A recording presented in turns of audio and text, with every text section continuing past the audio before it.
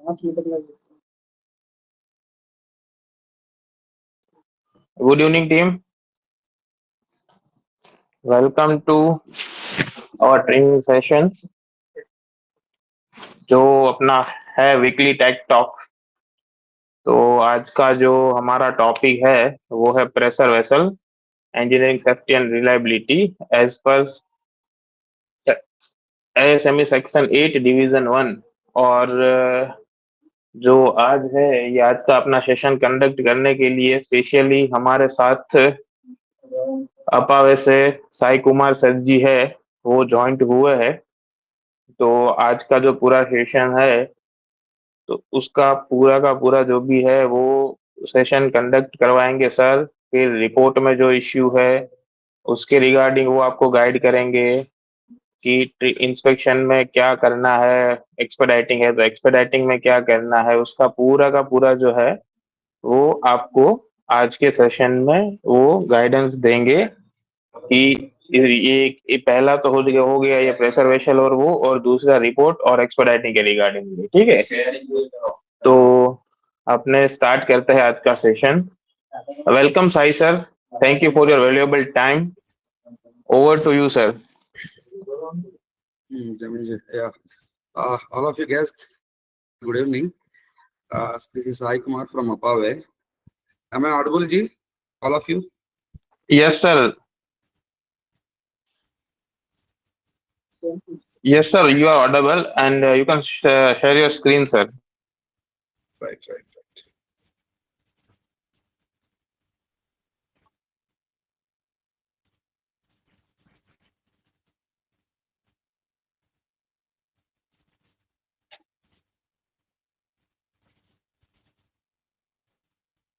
जमीन जी अभी आ गया स्क्रीन? Yes, sir. आ गया. Yes.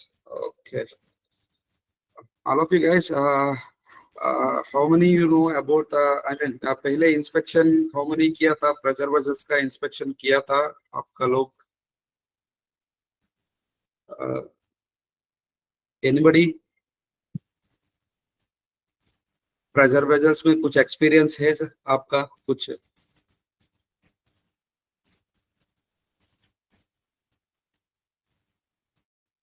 Okay, first of all sir मेरा है sir.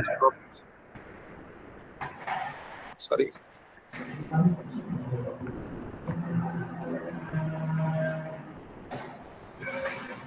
Hello, okay. Coming to the topic is today's pressure vessels topic is there engineering safety and reliability as per the ASME section 8 division 1 essentials, right? खबर देना के जवाब भी Actually, this is what is the pressure vessel and what are the components and types as per ASME section 8 code requirements. What is the testing and inspection, marking and documentation करना है, क्या करना है, key takeaways. Okay, right. पहले ये what is the pressure vessel? Pressure vessel is the engineering container for the liquid and gases. A pressure vessel is a special container designed to hold liquids or gases at pressure significantly different from the surrounding atmospheric pressure. These engineered vessels are constructed to withstand the internal and external pressures they will subjected to ensuring the safe, reliable operation.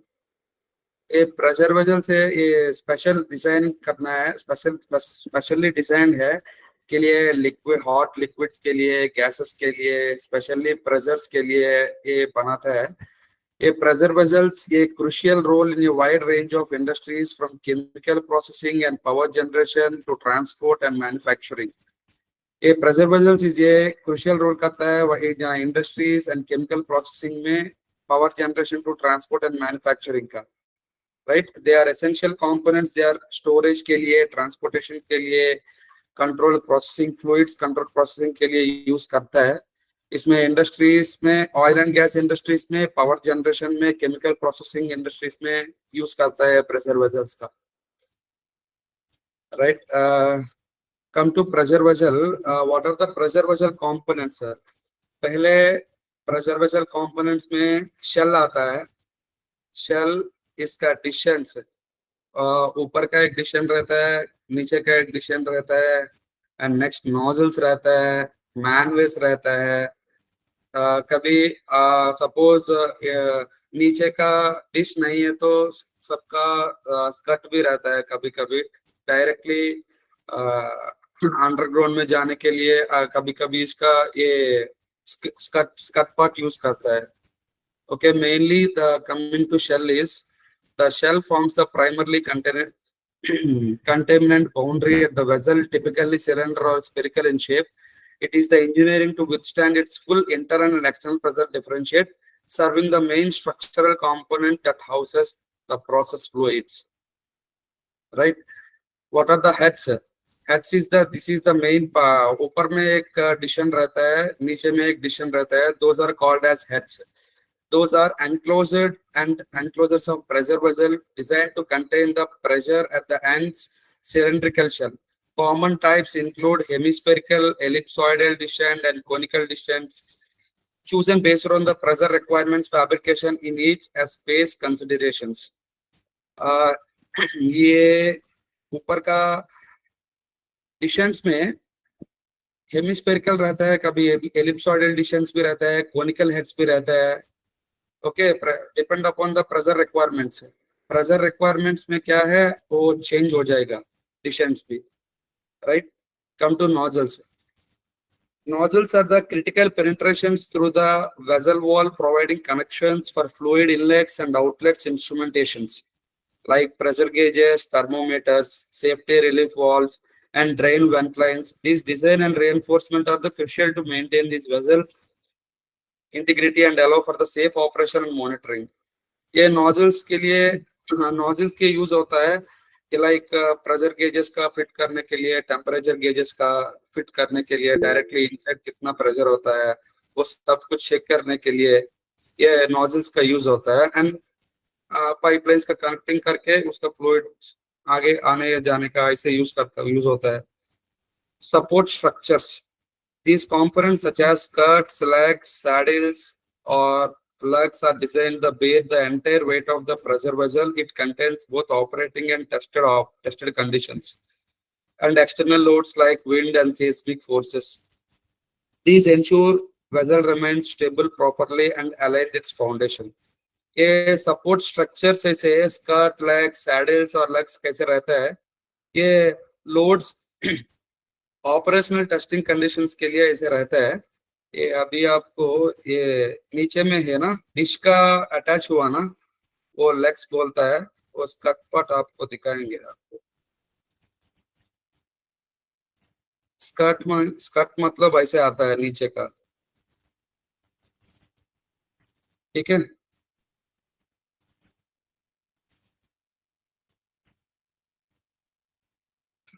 Manways. Coming to manways and handholds.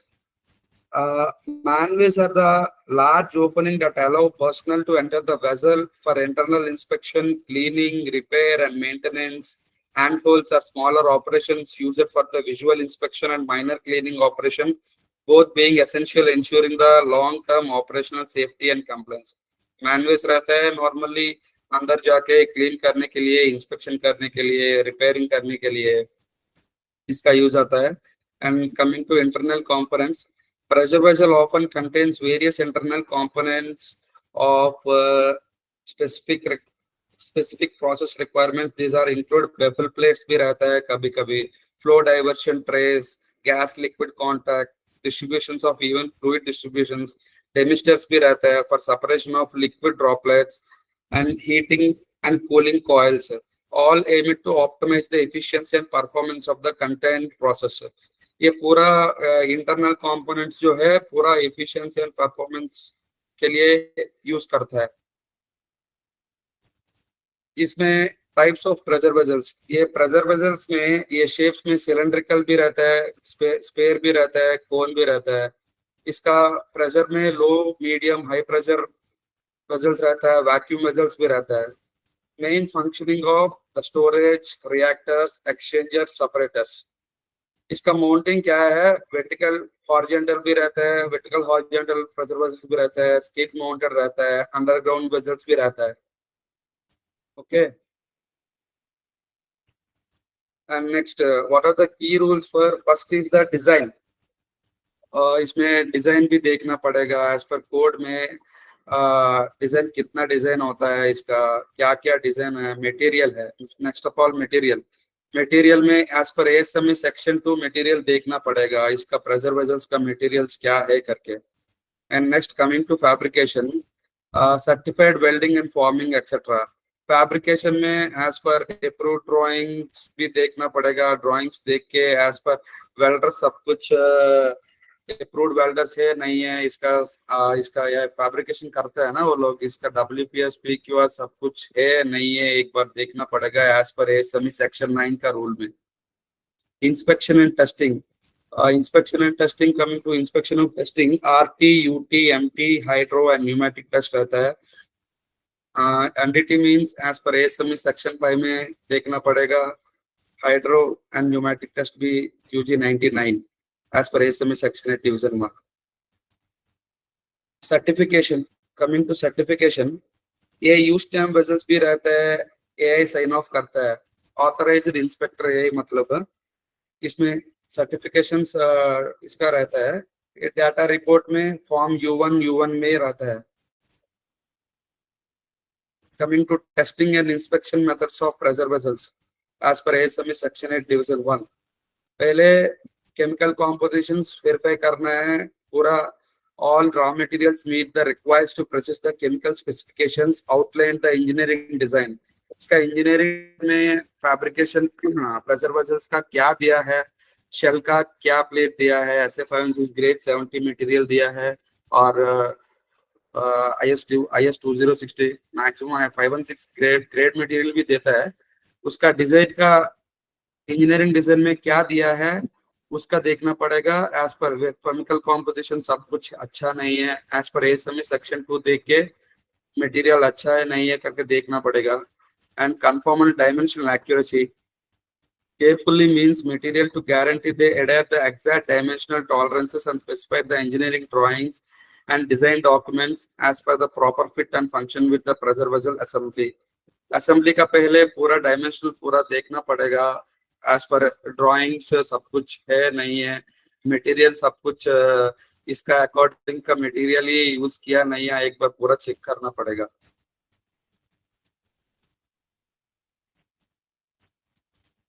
ये access of mechanical integrity, ये welding procedure welding qualifications का reference जो है ASME section 9 में देखना पड़ेगा। Dimensional inspection ASME section 8 UG 80 का देखना पड़ेगा। नॉन डिस्ट्रक्टिव टेस्टिंग रेडियोग्राफी का मेन ASME सेक्शन 5 आर्टिकल 2 देखना पड़ेगा। Okay, pressure testing hydro test का UG 99 यूज देखना पड़ेगा। ये प्रेशर टेस्टिंग न्यूमेटिक टेस्ट का UG 100, लीक टेस्टिंग का UG 99 UG 100 भी यूज देखना पड़ेगा।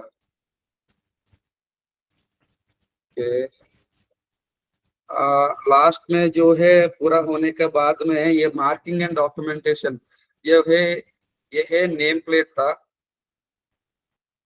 Every vessel must display manufacturing year, name plate में सब कुछ का ये देखना पड़ेगा, मेनली मैन्युफैक्चरिंग ईयर देखना पड़ेगा, ये डिजाइन प्रेशर टेम्परेचर कितना दिया करके देखना पड़ेगा, ये यूज स्टैम्प वेसल है तो यूज स्टैम्प वेसल है नहीं है करके देखना पड़ेगा। ये डेटा रिपोर्ट एज पर डेटा रिपोर्ट U1 ये में क्या क्या है सब कुछ का ये नेम प्लेट में नेम प्लेट का देखना पड़ेगा। कभी कभी ये नेम प्लेट्स का डिजाइन भी डिजाइनर लोग करके हम अप्रूवल को क्लाइंट को अप्रूवल को देता है, इसका मॉडिफिकेशन से तो मॉडिफाई भी कर सकता है।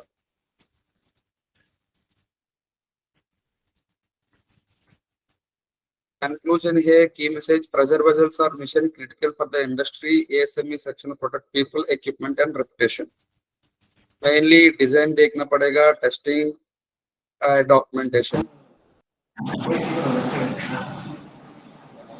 right? Is there any questions?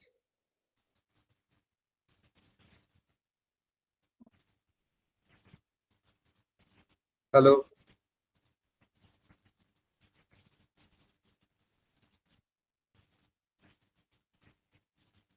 Hello?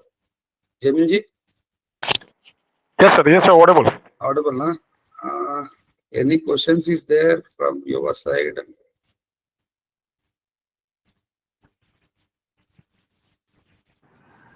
No, sir. Okay. Okay. Coming to actually मेरा प्रोजेक्ट में जो है मैं थोड़ा आपका डॉक्यूमेंटेशन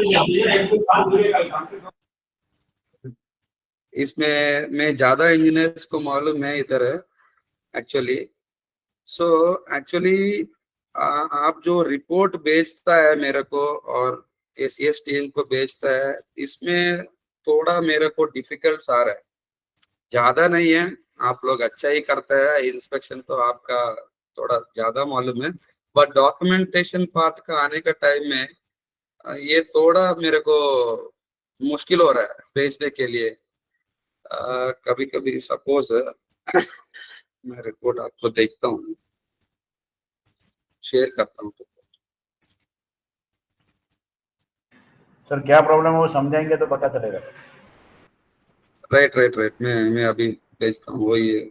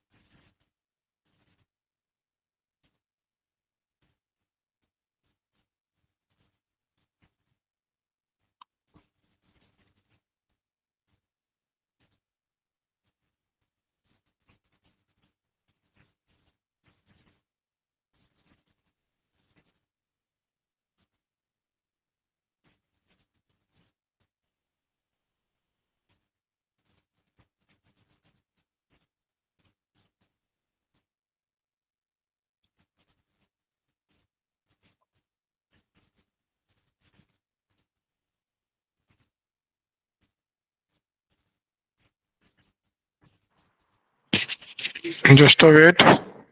अभी मेरा स्क्रीन आपको देख रहे आ रहा है? No, sir. Please share again.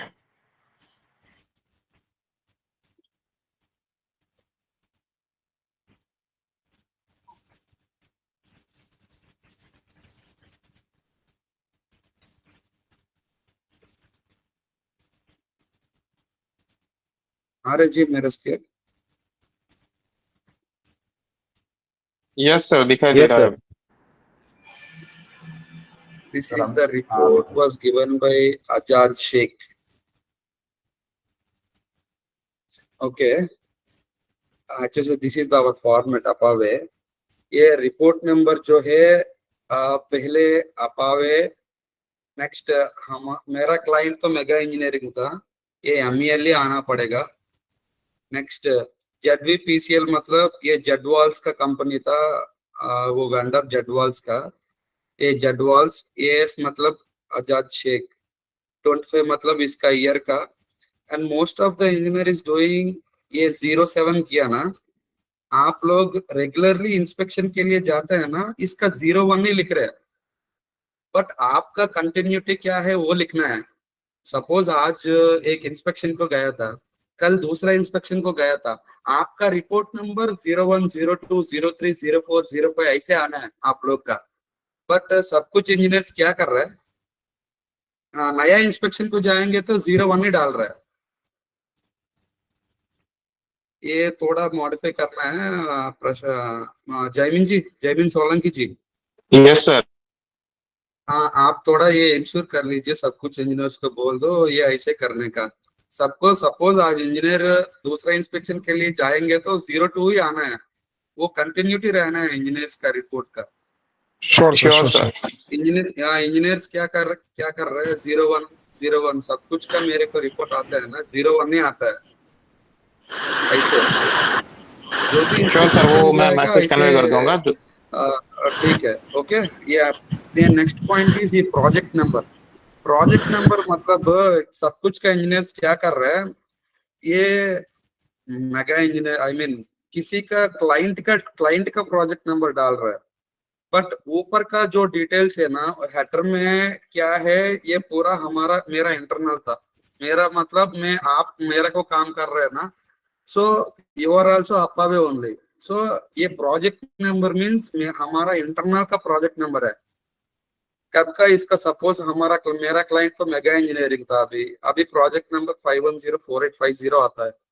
Suppose BHEL है तो दूसरा नंबर आता है, क्लाइंट का अलग होता है। बट ये सब कुछ के इंजीनियर्स क्या कर रहे हैं, इंस्पेक्शन के लिए जाता है ना, इसका प्रोजेक्ट रहता है ना, ITP में प्रोजेक्ट देखते हैं ना 205420, इसका प्रोजेक्ट नंबर डाल रहे हैं इसमें। एंड नेक्स्ट ये भी चेंज करना पड़ेगा। Okay, and next coming to office. Office जो है आपका ऑफिस नहीं है, मेरा ब्रांच जो है आई मीन सपोज मैं हैदराबाद का ब्रांच में हूँ। सपोज प्रताप जी होते मुंबई का ब्रांच है। एंड नेक्स्ट अशोक सब कुछ वो दिल्ली में रहता है, उसका ब्रांच का ऑफिस को इधर डालना पड़ेगा। सब कुछ का मुंबई, सपोज इंस्पेक्शंस कहाँ कर रहे उधर का लोकेशन को डाल रहे हैं वो लोग, बट ऐसे नहीं है। ऊपर का हमारा लोकेशन जो हैदराबाद है, हैदराबाद डालना है उधर। ठीक है जी। Yes sir. सर थोड़ा स्क्रीन जूम कीजिए ना sir. Coming to report of activity, इधर स्कोप में उन लोग कभी कभी लोग इधर प्रोजेक्ट डाल रहा है, सभी लोग ये स्कोप डाल रहे हैं, जो भी ठीक है, नो प्रॉब्लम। स्कोप मतलब क्या स्कोप, क्या उधर उसकी इंस्पेक्शन को जाके ये इनका स्कोप क्या है, क्या करना है, एक्चुअली आइटम क्या है, वो देखना पड़ेगा एक बार। इंस्पेक्शन, फाइनल इंस्पेक्शन ऑफ और स्टेज इंस्पेक्शन ऐसे लिखना है, stage inspection of valves as पर ऑफर लिस्ट और अदरवाइज एज पर QAP एज पर ITP ऐसे लिखना है। ये क्लाइंट जो है वेदांता, प्रोजेक्ट भी आपको ITP में रहता है, ITP में और PO में रहता है। सभी इंजीनियर्स तो ठीक ही करता है।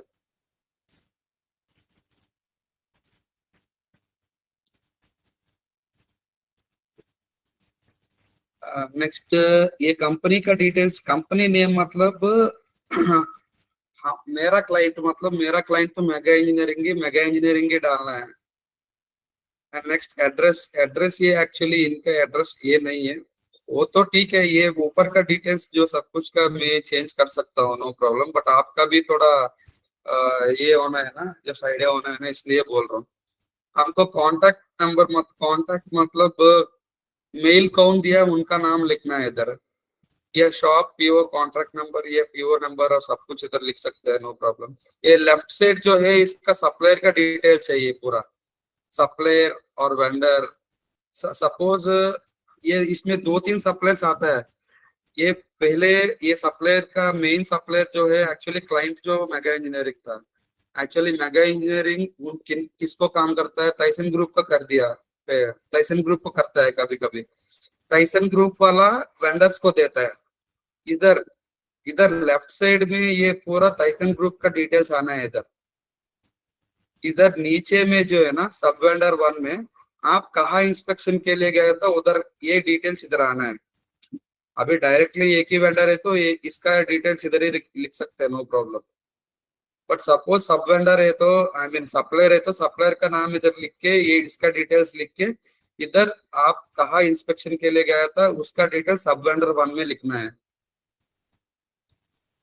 Right, coming to component description में एनेक्सर 1 में रहता है। सपोज ये एनेक्सर 1 में थोड़ा ज्यादा आइटम है तो एनेक्सर 1 करके लिख सकता है, छोटा छोटा आइटम है तो नॉर्मली लिख के 2 नंबर्स 3 नंबर्स ऐसे इधर भी लिख सकता है। रिक्वायरमेंट्स, कमिंग टू रिक्वायरमेंट्स में अभी सब कुछ ठीक है तो रिक्वायरमेंट्स में इधर टिक करना पड़ेगा। इसमें कुछ कंडीशंस है तो दोनों टिक कर सकता है। सर थोड़ा requirement doesn't, sorry, hello, who is this?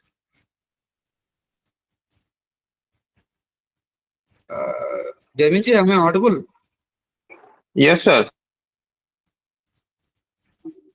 कोई डाउट किया था क्या है? नहीं नहीं, वो एक्चुअली क्या है कि सर, कोई बोला कि जो आपका रिपोर्ट का है ना, वो रिपोर्ट थोड़ा जूम कीजिए तो उन लोगों को प्रॉपर दिखेगा, ऐसा है। अच्छा ठीक है ठीक है। अभी okay sir, okay sir. Perfect sir.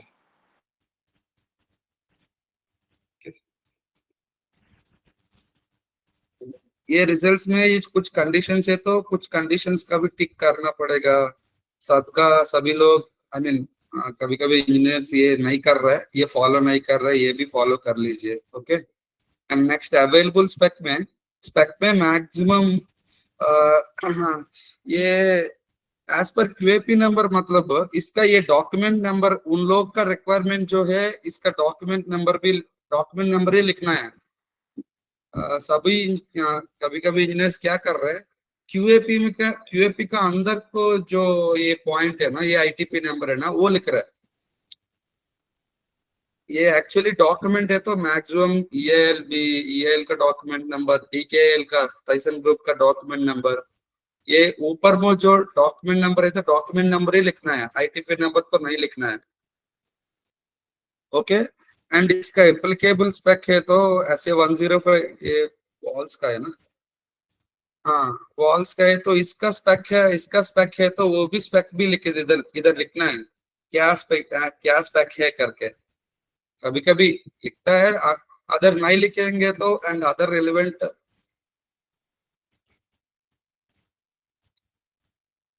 Simply इधर लिख दीजिए एंड अदर रेलेवेंट स्टैंडर्ड्स करके लिख दीजिए।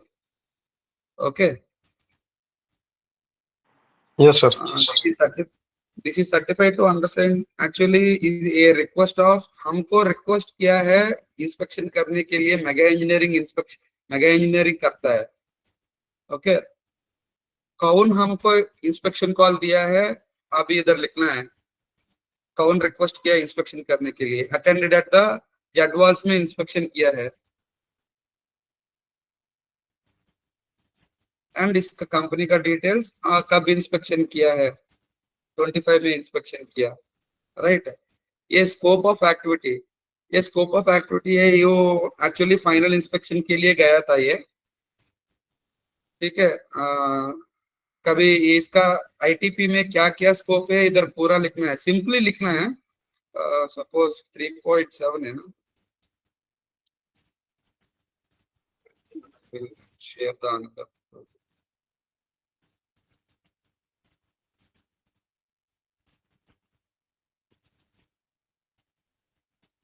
पूरा इंस्पेक्शन कंप्लीट इंस्पेक्शन है तो ऐसे लिख दीजिए आप,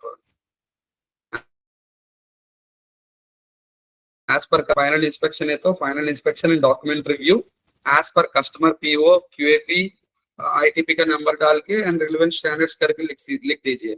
अगर उन लोग एक्चुअली नॉर्मल, अभी मुंबई में ज्यादा आदमी खाली रॉ मटेरियल का इंस्पेक्शन करता है, रॉ मटेरियल का इंस्पेक्शन करने के टाइम में वो आईटीपी नहीं देता, डायरेक्टली मेल में देता है वो लोग।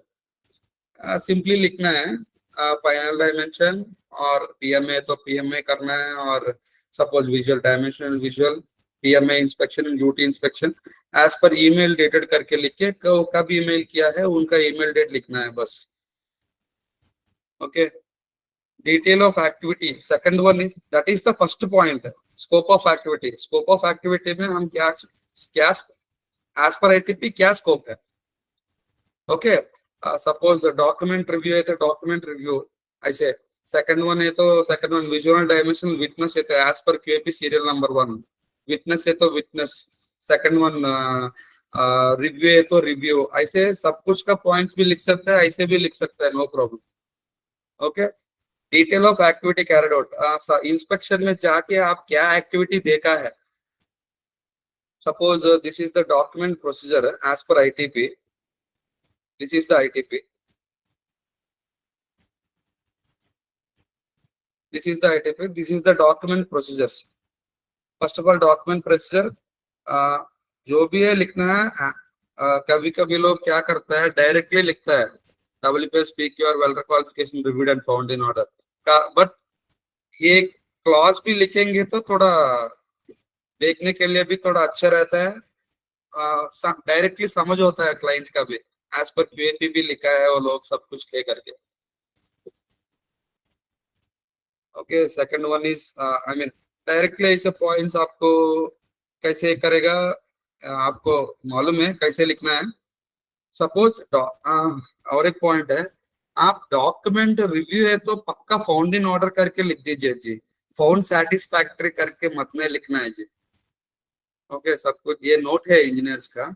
सपोज डॉक्यूमेंट रिव्यू करेंगे तो जो भी डॉक्यूमेंट है फाउंड इन ऑर्डर करके लिख दीजिए बस, फाउंड सैटिस्फैक्टरी करके मत में लिखना है। Suppose you have witness the item, witness करेंगे तो आप फाउंड सैटिस्फैक्टरी करके लिख दीजिए लास्ट में, ये अच्छा रहेगा ये वर्डिंग है। अगर नहीं है तो ये फाउंड सैटिस्फैक्टरी, तो डॉक्यूमेंट को आप फाउंड सैटिस्फैक्टरी क्या सैटिस्फैक्टरी करता है डॉक्यूमेंट को करके क्वेश्चन करता है कभी कभी लोग। ये next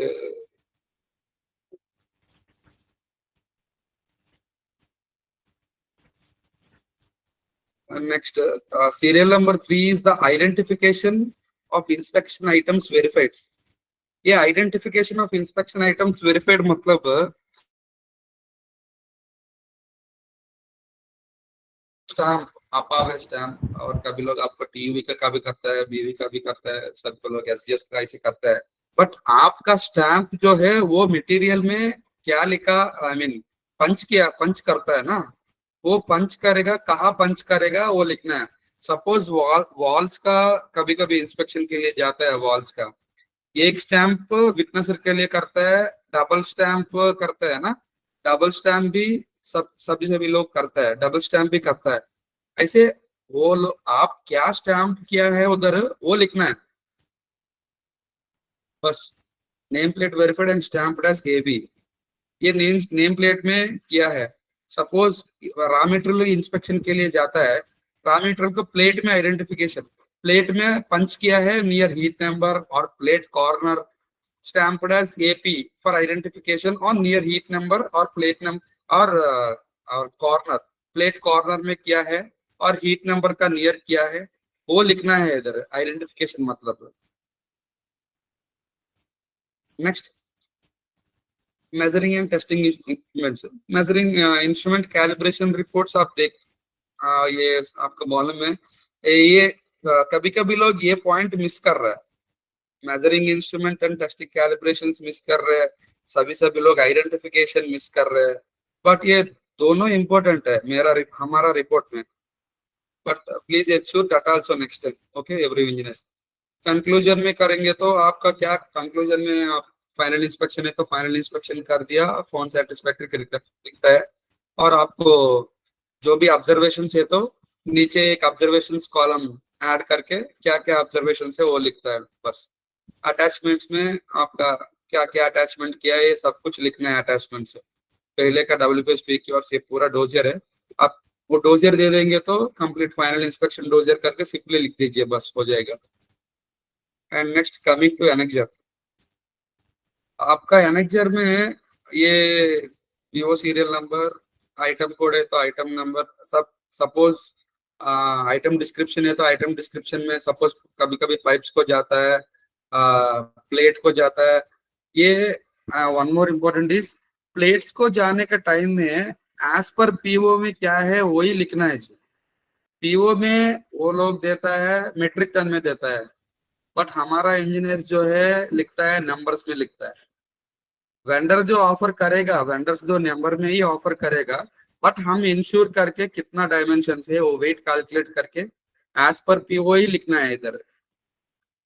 suppose PO quantity suppose वो 100 MT दिया है, वो लोग आपको 50 MT ऑफर किया है, 50 MT को कितना प्लेट्स आया है वो कैलकुलेट करके वो दोनों लिख दीजिए।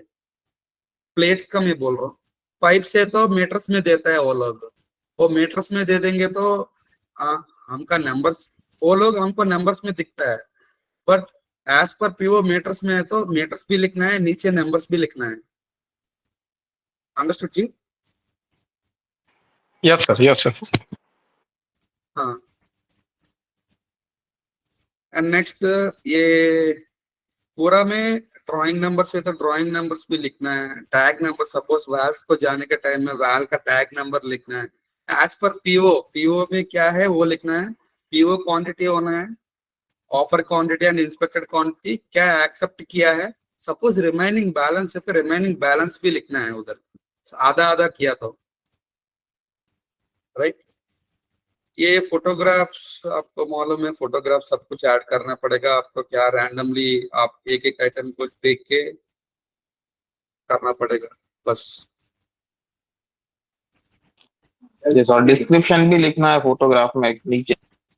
हाँ, फोटोग्राफ्स में नीचे में डिस्क्रिप्शंस भी लिखना है, वो भी इम्पोर्टेंट है।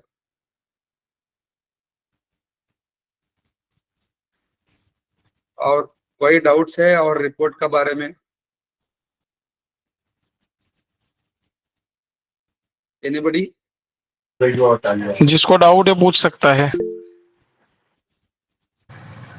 सर रिपोर्ट में अगर प्रोजेक्ट कोड जो आता है वो कौन सा कोड आता है, खाली वही कंफ्यूजन है थोड़ा।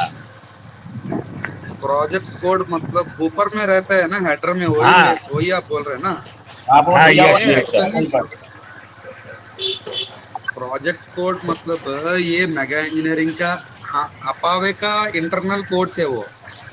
ओके।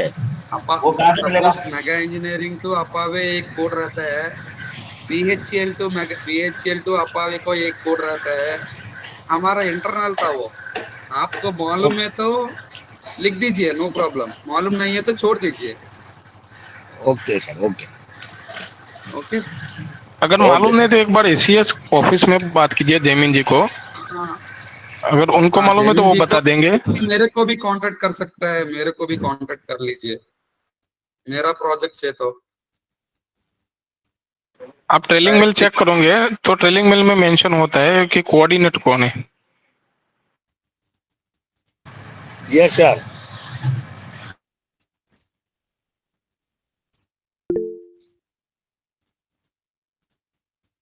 और कोई? है किसी को कुछ क्वेश्चन वगैरह इसके, अभी अभी तक का जितना सेशन हुआ उसके अंदर किसी को कुछ क्वेरी हो, डाउट हो रिपोर्ट्स के रिगार्डिंग, या फिर कोई टेक्निकल, या फिर वेंडर के वहां पे प्लेस पे जाके कोई चैलेंजेस आ रहे हो उसके रिगार्डिंग, तो आप बता सकते हैं।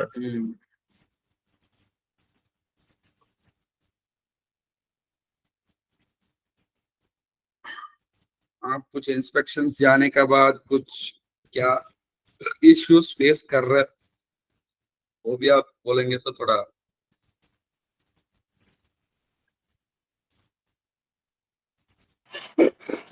एजाज भाई यानी क्वेरी? ના સાહેબ, કશું કેવું નહીં.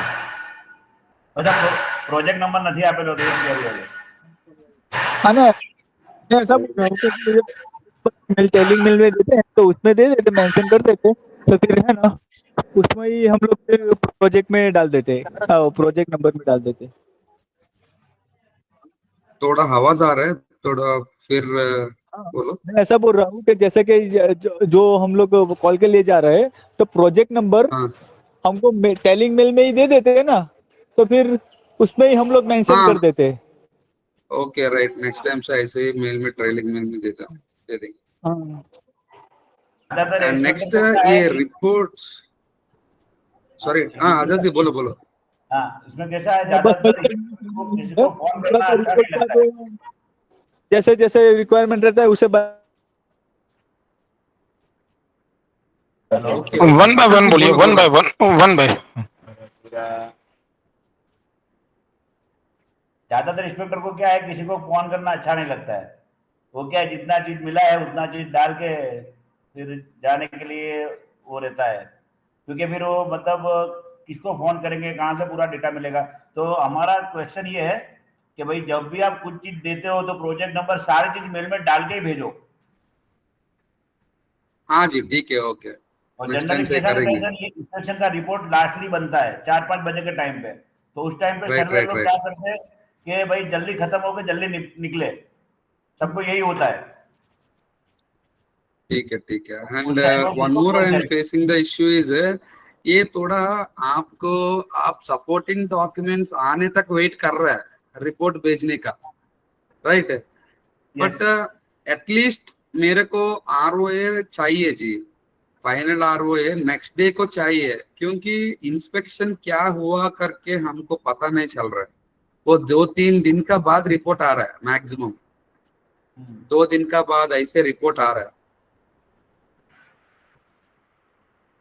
वो एटलीस्ट मेरे को इवनिंग मैक्सिमम इंस्पेक्शन जो है नॉर्मली ज्यादा है तो 2-3 दिन रहता है।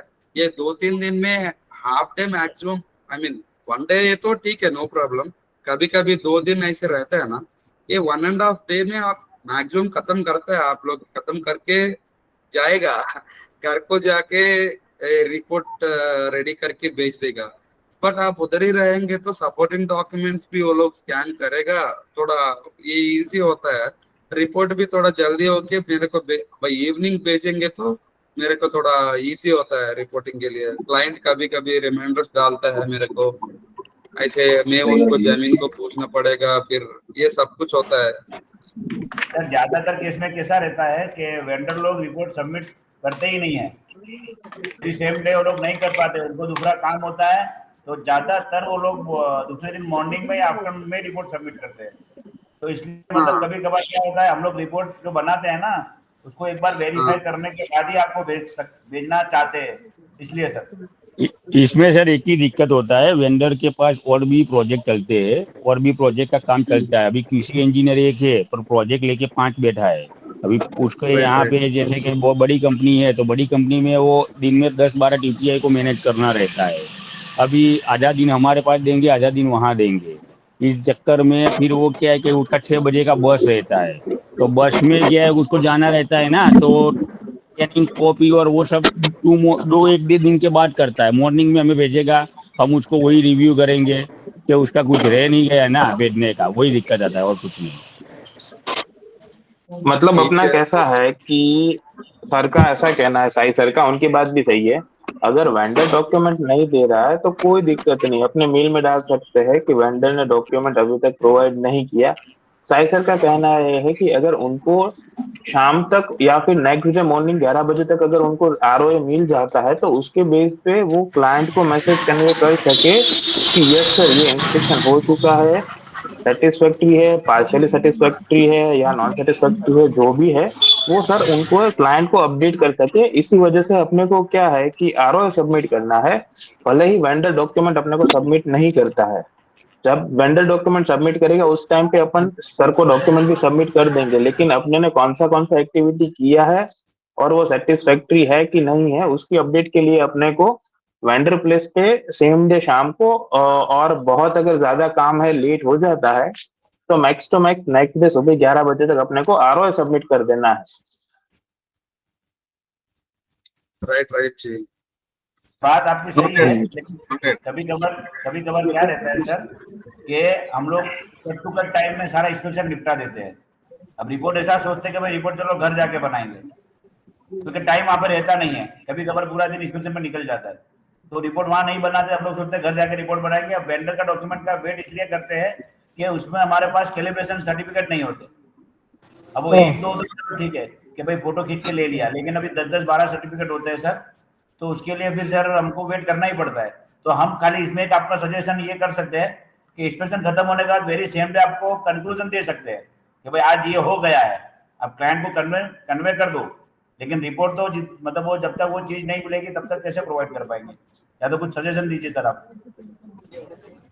नहीं एदा जी, अपने इंस्पेक्शन लोकेशन पे जहाँ पे जा रहा है, अगर कैलिब्रेशन नहीं है, अपने को जो भी डॉक्यूमेंट लेना है तो वही से अपने को कलेक्ट करना है पहले, और अपना रिपोर्ट तो वेंडर प्लेस पे कंप्लीट होना ही जरूरी है। ठीक है, तो अभी इस बात का ध्यान रखेंगे सर। हाँ, दूसरा मैं क्या बोल रहा था सर कि कभी कभी है ना वेंडर के डॉक्यूमेंट में करेक्शन रहता है,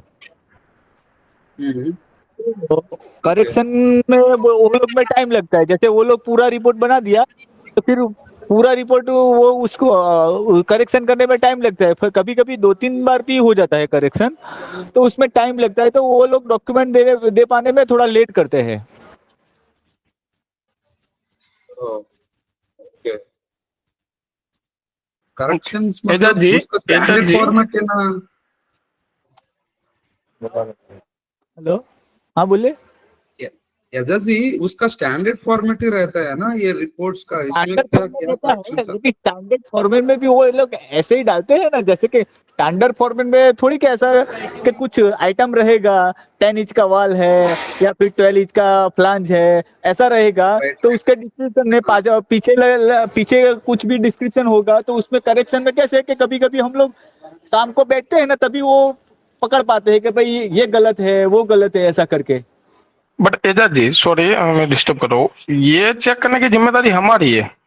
नहीं अगर वो करेक्शन तो है तो अपने विटनेस है, में साइन क्यों करेंगे? नहीं वो तो है, लेकिन कभी कभी हो जाता है ऐसा, कभी कैसे कि वैसे तो नहीं, उसमें ये पे तो अपनी बराबर। गलती है एजाज जी। हाँ नहीं, अगर ये मतलब करेक्शन आ रहा है, अगर वेंडर की गलती है तो वो पकड़ना अपनी रिस्पॉन्सिबिलिटी है। नहीं, हमारा एज पर डॉक्यूमेंट तो हम एज पर डिस्क्रिप्शन तो हम लोग चेक करते हैं, लेकिन कभी कभी डॉक्यूमेंट में ऐसा हो जाता है वो लोग के E250 की जगह सर डाल दिया टाइपिंग मिस्टेक आता है सर कभी कई बार। हेलो। अगर टाइपिंग एरर आ रहा है तो उनको ऐसा बताइए कि आप क्लाइंट को सबमिट कीजिए, क्लाइंट अपने को भेजेगा यानी अप्पावे को भेजेगा, उसका रिवीजन करके अपने देंगे, रिपोर्ट में भी रिवीजन होगा। Yes sir. वो होगा तो केस टू केस होगा, रिपोर्ट को होल्ड करने की जरूरत नहीं है उसमें। नहीं सर, आयर तो ठीक है, आपने जो पॉइंट बताया वो सही है कि आयर अगर सेम डे जाता है या नेक्स्ट डे सेकंड हाफ से पहले जाता है तो क्लाइंट हाँ, क्लियर तो है। वो होता है कि भाई अभी भी रिपोर्ट नहीं भेजा, तो उसकी मैं उसका अकॉर्डिंग बोल रहा हूँ कि ऐसा होता है, ऐसा प्रॉब्लम होता है वेंडर की तरफ से भी रहता है। नहीं एग्जैक्टली एजाज जी, आपकी बात मैं समझ रहा हूँ, बट ये अगर टाइपोग्राफी एरर जो भी हुआ है अपने अपना रिपोर्ट सबमिट करना है। अगर बाय चांस कोई भी टाइपोग्राफी एरर आया है, मेंशन है, तो उनको बताइए, आप क्लाइंट को मेल कीजिए, या तो जो भी अपनी एजेंसी है वहां पे बताएगा, अपनी एजेंसी अपने को बताएगा, उसके बाद अपना आरओए भी रिवीजन होगा। हाँ वो तो है। तो आप रिपोर्ट नंबर में अपना रिवीजन 1 करके अपना जो भी एंडोर्समेंट है वो चेंज करके देंगे, बट इसके वजह से अपना रिपोर्ट नहीं रुकना चाहिए। तो है। तो मेक श्योर सभी इंजीनियर को इतना मालूम रहना चाहिए कि अगर अपने जिस दिन इंस्पेक्शन कर रहे हैं तो सेम डे अपना वेंडर लोकेशन से रिपोर्ट सेंड हो तो बढ़िया बात है। अगर बाय चांस नहीं हो रहा है तो सुबह 11 o'clock last to last submit होना ही चाहिए। एटलीस्ट आरओए भेज सकते हैं तो मेरे को कुछ इतना प्रॉब्लम नहीं होता है सर। एटलीस्ट मतलब आरओए बाकी सपोर्टिंग डॉक्यूमेंट नहीं आएगा तो चलेगा, लेकिन कम से सर, कम आरओ तो सपोर्टिंग मिलना ही चाहिए। Documents Ajay ji, supporting documents आया नहीं तो कुछ प्रॉब्लम नहीं है, बट आप मेल में ओके, लिख दीजिए सपोर्टिंग डॉक्यूमेंट्स नॉट रिसीव्ड करके लिख दीजिए बस। आप ठीक सपोर्टिंग है ठीक है, डॉक्यूमेंट्स में हम आप समझ साइन गए सर। करते हैं ना, हाँ हाँ हाँ, साइन करने के बाद सपोर्टिंग डॉक्यूमेंट स्कैन करके वो लोग नहीं देता है, राइट? यस यस सर, वही यस आपका सर। पॉइंट है ना। हाँ, सपोर्टिंग डॉक्यूमेंट्स आप दे, आप साइन करने के टाइम में सब कुछ है नहीं है आपका मालूम होता है ना, एज पर हाँ आईटीपी आप होता ही साइन है ना। करते हैं ना, यस राइट? सर। हाँ, एज पर आईटीपी आप लिख के दे दीजिए, रिपोर्ट में हो जाएगा। रिपोर्ट में करेक्शंस है तो लास्ट में देखेंगे। समझ आप गया साइन सर, ठीक है। करने के टाइम में वो आपके पॉइंट्स नहीं एज पर आईटीपी सब वो कुछ ये हो कंसर्न गया मेरा ये नहीं हो था गया कि करके रहता है। रिपोर्ट का करेक्शन। आरओए में लिख नहीं के तो भेज दीजिए बस। आरओए में कंक्लूजन रिपोर्ट, में लिख दो सेटिस्फैक्ट्री है, नीचे में पॉइंट लिख दीजिए supporting documents are vendor, not provided by vendor, okay, ऐसे वेंडर के करके लिख रिपोर्ट में दीजिए बस। करेक्शन, और वेंडर। दूसरा एक मैं बात बताना चाह रहा हूँ कि अगर आप आरओए या आईआर आप जो भी भेज रहे हो अक्षर टीम को चेक करने के लिए, तो उसके साथ आपका आईटीपी ड्राइंग जो भी है सपोर्टिंग डॉक्यूमेंट वो तो भेजना हो। अगर विटनेस और रिव्यू डॉक्यूमेंट आपका वेंडर के पास से नहीं आया तो एटलीस्ट उसका फोटो खींच के क्यूएबी और ड्राइंग वगैरह जो भी है उसके साथ भेजो, तो हमको रिव्यू करने में आसानी होगी।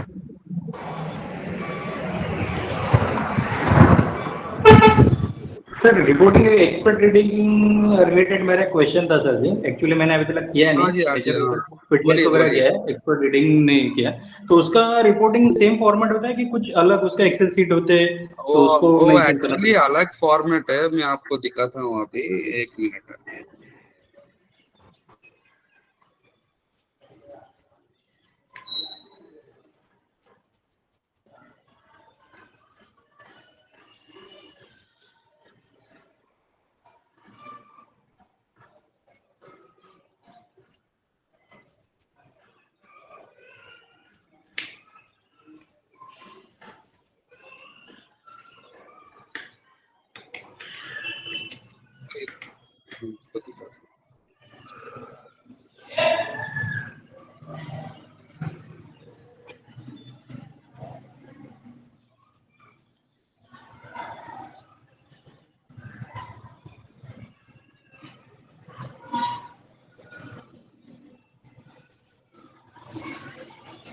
अभी मेरा स्क्रीन हो रहा है, देखो। हाँ हाँ सर हो रहा है। हाँ, this is the format of expediting जी। इसका आपका एक्सपेडिटिंग का पहले जाने का पहले वो हमको मैक्सिमम मेगा इंजीनियरिंग ही देता है एक्सपेडिटिंग का काम। ओके, एक्सपेडिटिंग का जाने का पहले इसका नीचे में वो किसको कांटेक्ट करना है पहले, एक्सपेडिटिंग का जाने का बाद पहले वो वेंडर को कांटेक्ट कर लीजिए। पहले का पहले, इसका पहले है मतलब वो रेडी है नहीं है इंस्पेक्शन को। जयमीन जी आप भी थोड़ा इंश्योर कर लीजिए, मैं जो भी है एक्सपेडिटिंग कॉल देते हैं ना, आप एक बार और इंस्पेक्टर को असाइन करते हैं ना, इंस्पेक्टर एक बार बोलने, एक बार बात करने के लिए बोल दीजिए जी वेंडर को, वो ओके रेडी है ओके नहीं है सर। करके। एंड नेक्स्ट, हाँ वो भी मेन इंपॉर्टेंट है। एंड नेक्स्ट, इंस्पेक्शन जाने का बाद, जाने का पहले, इंस्पेक्शन को जाने का पहले वो एक बार मेरे को कंसल्ट करने के लिए बोल दीजिए जी सभी इंजीनियर्स को। And next, this is the ये एमओएम आई मीन एक्सपेडिटिंग का फॉर्मेट है। ये टाइटल ऑफ मीटिंग मतलब ये एमओएम मिनट्स ऑफ मीटिंग का, वो उसमें एक्सपेडिटिंग का जाता है ना, मैक्सिमम एक्सपेडिटिंग का किसके लिए बेचता है, उसका मटेरियल स्टेटस क्या है करके उन लोग का पता चलना है। और क्लाइंट को मटेरियल स्टेटस मतलब सपोज वॉल्स है तो कितना वॉल्स इंस्पेक्शन हो, कितना वॉल्स बाकी है, इसी पीओ में कितना वॉल्स हाउ मच प्रिपेयर हो गया, फाइनल इंस्पेक्शन को रेडी हो गया और कितना बाकी है, और इसका कितना मटेरियल प्रोक्योर करना है, सब कुछ उनको मालूम होना है। इसलिए ये एक्सपेडिटिंग को जाता है। ये क्लाइंट का डिटेल्स है, ये एंड क्लाइंट का डिटेल्स है। सपोज ये एचपीसीएल राजस्थान रिफाइनरी लिमिटेड, ये प्रोजेक्ट है, प्रोजेक्ट 9 एसटीबी प्रोजेक्ट था। ओके, इसमें पीएमसी ईएएल था। वेंडर जो है, आप वेंडर का नाम लिखना है, वेन्यू का डिटेल्स इधर लिखता है, विजिट डेट आपका क्या विजिट डेट है वो लिखता है, पीएमसी जॉब नंबर आपका आपका मालूम है तो लिख दीजिए, अगर नहीं है तो छोड़ दीजिए है तो। ओके, एमईएल का कॉन्टेक्ट पर्सन, इधर एमईएल मतलब एमईएल मिस्टर मतलब ये हमारा नाम आता है।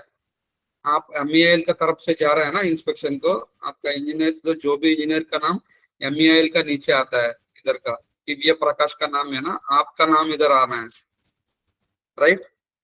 ये एमईएल का पीओ नंबर, ये वेंडर का पीओ देता है ना, पीओ नंबर लिखना है। क्या एक्चुअली स्कोप क्या है, पीओ का स्कोप क्या है, vendor vendor document, I mean suppose vendor का डॉक्यूमेंट है तो जीएडी आईटीपी का नंबर से इधर लिखना पड़ेगा। ये प्रोक्योरमेंट स्टेटस क्या है, इसका प्रोक्योरमेंट कुछ है तो प्रोक्योरमेंट को लिखता है, अगर नहीं है तो नॉट एप्लीकेबल करके लिखता है बस। मैन्युफैक्चरिंग स्टेटस, इसका manufacturing suppose this 9 castings are being मिशनल सब कॉन्ट्रैक्टर साइट्स करके लिखा है वो लोग। सपोज मैन्युफैक्चरिंग स्टेटस क्या है करके उधर वेंडर लोकेशन पे आपको जाने के बाद क्या है वेंडर स्टेटस करके लिखता है बस। इंस्पेक्शन रिक्वायरमेंट है, ये मटेरियल है ना, ये कब रेडी होगा, सपोज वेंडर का पूछ के ये डेट लिखना है बस। ओके, ज्यादा आइटम है तो ये एक्सेल फाइल में लिखा है, बट छोटा छोटा आइटम्स है तो इसका डेट का, सपोज नेक्स्ट मंथ का वो लोग फाइनल इंस्पेक्शन प्लान कर रहे हैं, ऐसे लिखना है।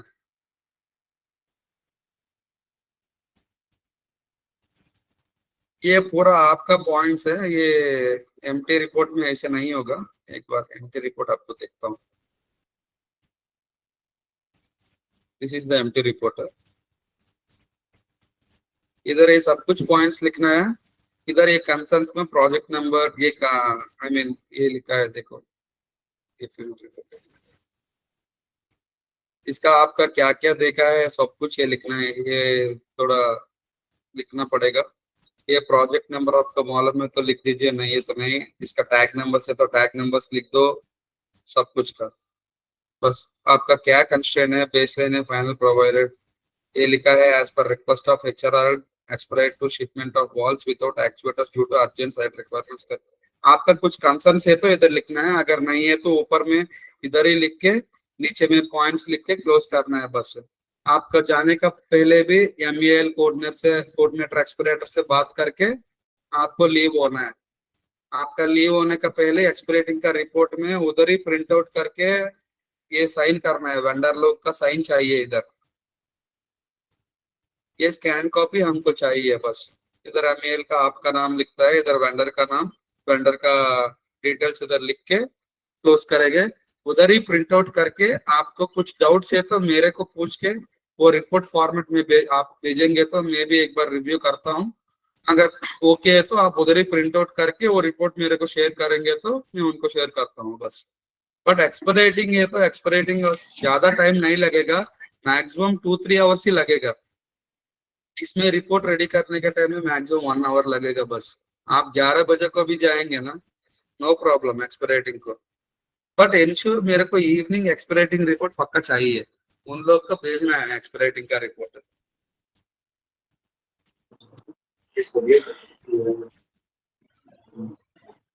Thank you Right, sir. इसमें है Tushar ji?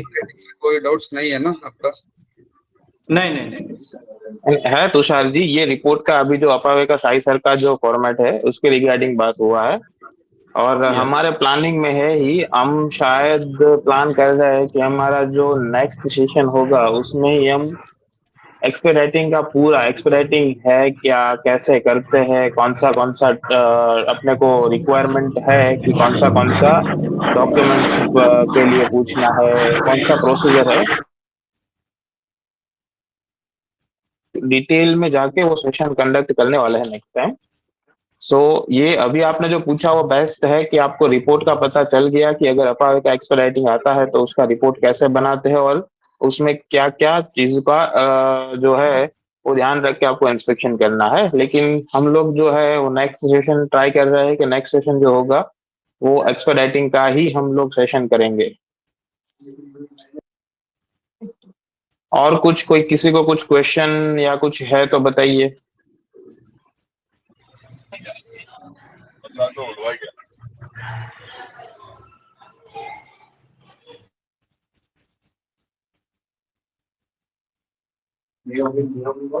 Clear all? Yes sir. Yes sir. Yes sir, yes sir. Okay जी। ओके, तो ठीक है, तो आज का Thank सेशन you. हम यहाँ, thank you so much Sai sir for your valuable time. आपने हमारे टीम के लिए, इंजीनियर्स के लिए आपने अपना टाइम निकाला और उनको गाइडेंस दिया ऐसे, उसके लिए sir thank you so much. Thank you sir, Sai sir, thank you. Thank you जी, thank you all. Thank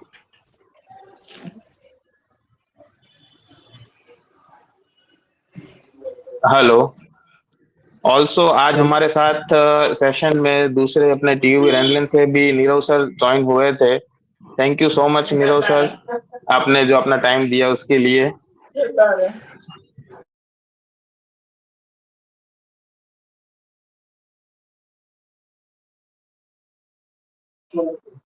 thank you all. तो आज का सेशन हम अपना यहीं खत्म करते हैं, मिलते हैं नेक्स्ट सेशन में।